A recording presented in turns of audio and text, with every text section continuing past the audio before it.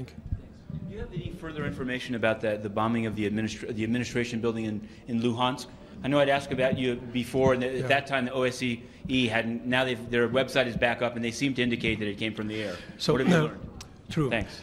So we keep telling the same.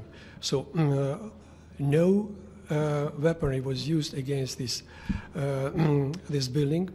The Ministry of Defense confirming that. And if you look at the Facebook of one of the leaders of the so-called defense ministry, who is the Russian citizen, Igor Strelkov, recently, and the last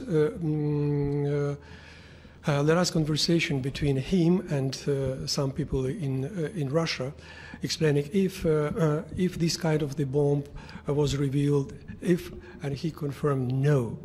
So it means that we keep the investigation because it's very difficult to provide it in the area which is under control of the terrorists. But what we know from the internal investigation in the Ministry of Defense that it was not the Ukrainian side who did all this, created these problems. On the journalist question, it seems like I agree. I mean, both journalists on both sides, or both sides have kidnapped journalists. But even beyond this artillery killing, it seems like from the same company, journalists were detained and then ultimately released. The same thing happened to the Life News one. Is this being done by government forces, by pro-government forces? Who's detaining them? The government forces, when we are speaking about those who were arrested, recently from Zvezda and so on. So it's their obligation to arrest, to stop any people in the zone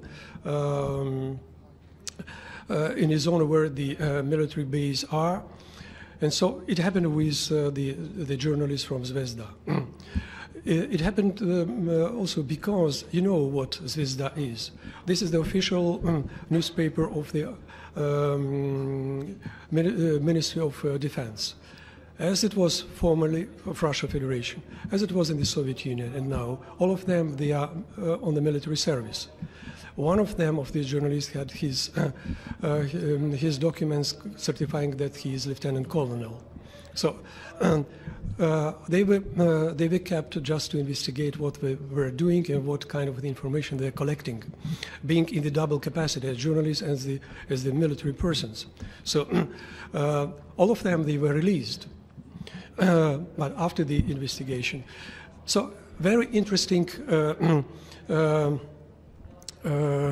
confession of one of them, what they were doing there, and what kind of instructions they got from the Moscow. It's worth listening on YouTube. It is broadly shown. Yeah.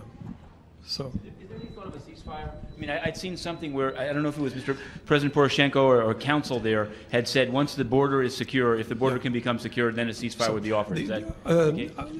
His intention was to protect the borders because there is a permanent supply of the weaponry and a heavy weaponry and a big amount of the armed people who were coming. So to control the border first.